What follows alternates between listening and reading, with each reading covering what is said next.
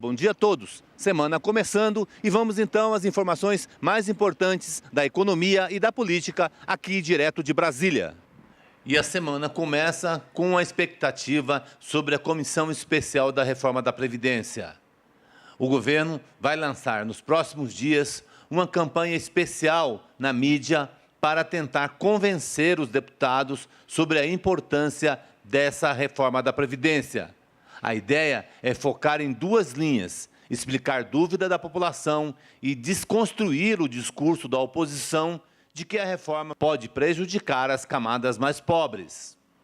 E outra informação importante da semana é sobre a comitiva do Ministério da Agricultura, que se prepara para uma longa viagem ao continente asiático. A China é o primeiro endereço. A ministra da Agricultura confirmou que viaja no dia 7 de maio. Semana um pouco mais curta em Brasília por causa do feriado de quarta-feira, 1º de maio. De Brasília, Odacil Canepa. Bem divulgados os números do Rally da Safra, que percorreu todas as regiões produtoras do Brasil. A repórter Annelise Nicolodi acompanhou o evento no Rio Grande do Sul, em Não Me Toque, e traz mais detalhes para nós. Acompanhe.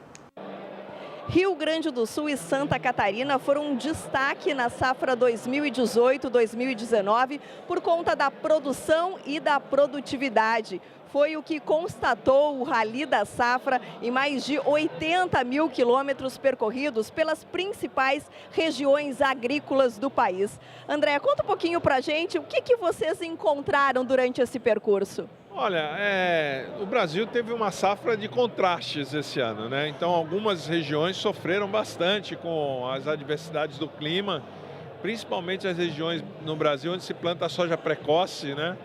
Aquela soja plantada bem cedo, né? Setembro, na segunda quinzena de setembro, primeira semana de outubro foi a que mais sofreu. Algumas regiões como Paraná, Mato Grosso do Sul, São Paulo tiveram frustrações importantes de produtividade, mas outras regiões tiveram um desempenho muito bom. E aqui no Sul, né, especialmente Santa Catarina e Rio Grande do Sul, a safra foi muito boa, né? No Rio Grande do Sul, apenas a metade sul do Rio Grande do Sul teve uma safra abaixo da expectativa dos produtores, mas ainda assim bem melhor do que a do ano passado, né? No ano passado nós vimos uma safra no sul do Rio Grande do Sul de 30 sacos de soja por hectare. Esse ano é 45 sacos, né? Não é o que o produtor pretendia, mas é bem melhor que o ano passado. As outras regiões, especialmente as Missões, tiveram uma safra muito boa.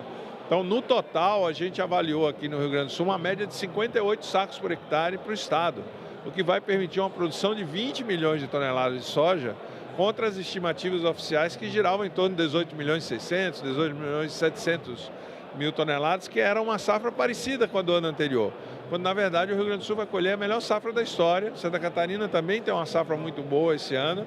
Isso ajudou a compensar, em parte, não totalmente, as reduções verificadas em outras regiões, né? Então o Brasil vai ter uma quebra de safra em relação ao ano passado. É uma safra menor do que o ano passado, mas é uma quebra de 4 milhões de toneladas na nossa avaliação, e não de 8 ou 10 como se chegou a imaginar no início da avaliação da safra desse ano, quando a gente observou as primeiras lavouras que foram colhidas nas regiões de soja bastante precoce, né? E vamos agora também ter uma colheita no Brasil muito grande de milho safrinha.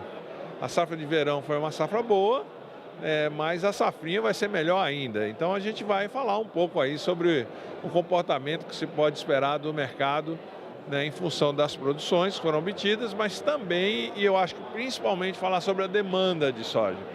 Nós estamos muito preocupados com a demanda internacional. Esse vai ser o primeiro ano que vai cair o consumo de soja na China, vai cair, as importações estão caindo, já caíram bastante nesses primeiros meses do ano, e é bom o produtor estar atento que não é só o lado da oferta que conta, o lado da demanda conta bastante, e esse é um ano particular, é um ano que pela primeira vez a gente está vendo redução de consumo de soja na China, o que nos preocupa bastante, principalmente aqui no Rio Grande do Sul, que apesar da safra ter sido muito boa em termos de produção, a comercialização está muito atrasada. É o estado que está com a comercialização mais lenta e mais atrasada de todo o país, né?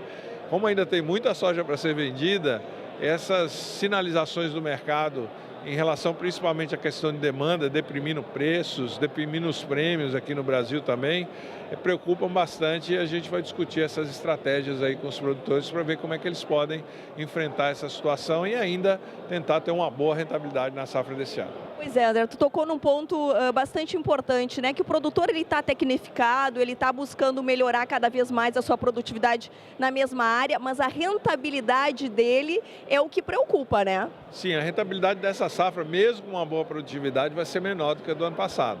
Porque os custos de produção subiram bastante quando esta safra que está sendo colhida agora foi plantada, né? Então as margens vão ser menores do que as dos últimos anos. Há uma preocupação grande também com a próxima safra, porque os preços a gente já está vendo que são preços baixos, né?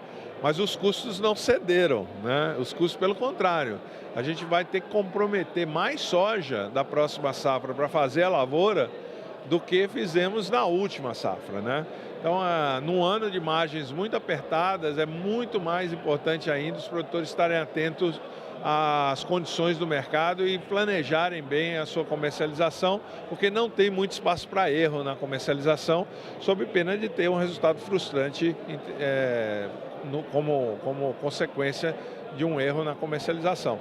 Do ponto de vista da lavoura, do ponto de vista da tecnologia usada, os produtores têm feito o seu dever de casa, têm usado boa tecnologia, têm atingido boas produtividades, mas a gente está com custo elevado e com uma situação de mercado bastante preocupante. Por outro lado, tem a taxa de câmbio que tem ajudado, né?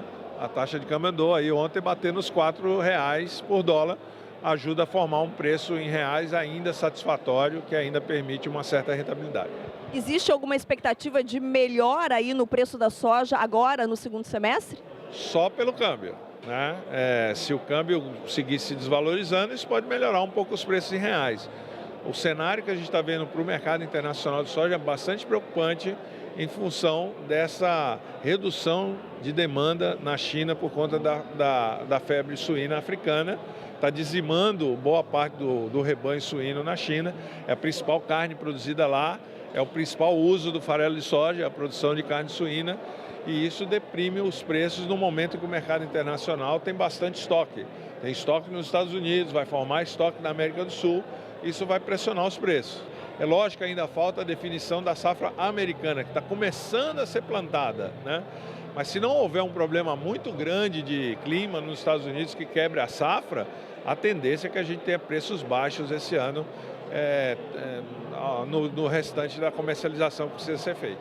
Maravilha, André. Muito obrigada pelas suas informações. É a apresentação dos resultados do Rally da Safra aqui em Não Me Toque, no Rio Grande do Sul. Anelise Nicolodi.